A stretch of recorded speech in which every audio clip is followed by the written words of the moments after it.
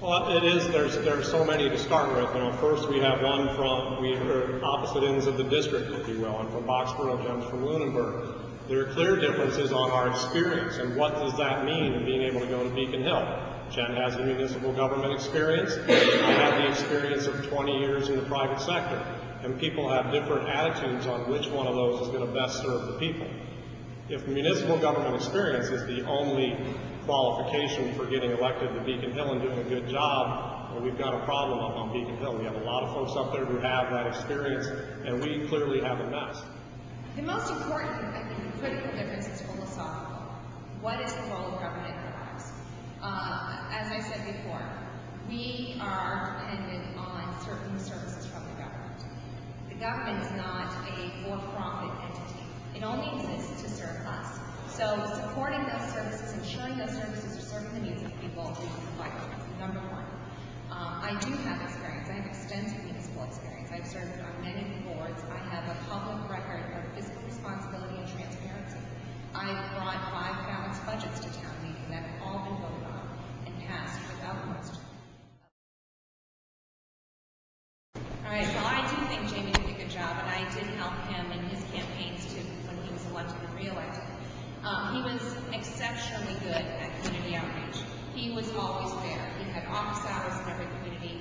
He returned phone calls personally. As a local elected official, that relationship is vital.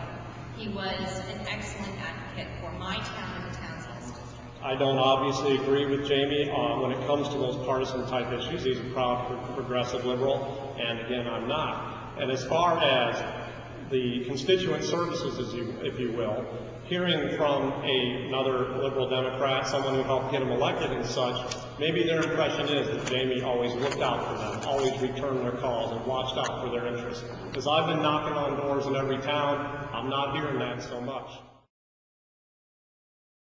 I think Governor Patrick has done a very good job. He came into a very difficult budget that was left over from the previous administration, and he's done his best to start fixing the issues that existed.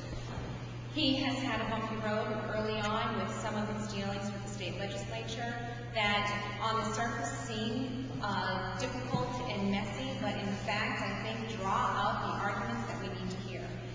It goes to show that regardless of political party, not everyone agrees on Beacon Hill. And open arguments in the public is healthy and important discourse. So I do believe his casino proposal could have been firmer. The numbers in that were, the revenues projected were well above what they have shown to be, and I think that other than that, he's done a good job.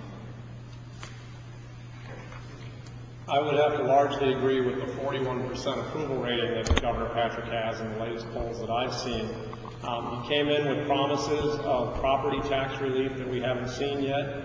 Yes, he has encountered challenges from Beacon Hill, but that is part of the problem in the culture up on Beacon Hill, whether it was Tom, the previous speaker, or the current speaker. There's this, you have to bring legislation in the right way, Mr. Governor, if we're even going to talk to you.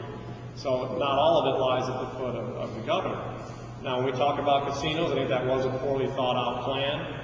And when we talk about, when he comes out with a proposal about reforming education, and I find it highly telling that when he comes out with this and he's asked about the funding for it, he says that, well, we haven't thought that through yet. When you build a house, you design it, then you cost it out later.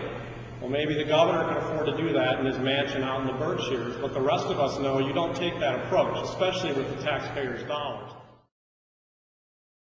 On Beacon Hill, it's the normal course of business up there to do things behind closed doors, and then the debate and such on the floor ends up being more of a charade. So some of the legislation that I would go up to first introduce is the idea of, first off, as a legislature, let's use the public internet to make sure that every time we meet with a special interest group or a lobbyist, let's make sure that that's publicly available. There's no reason that can't be disclosed within 48 hours.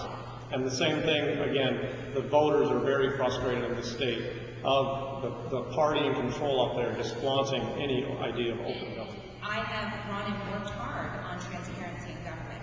So that is really the key thing. And I agree with my opponent that Beacon Hill needs to be more transparent. I have said that all along.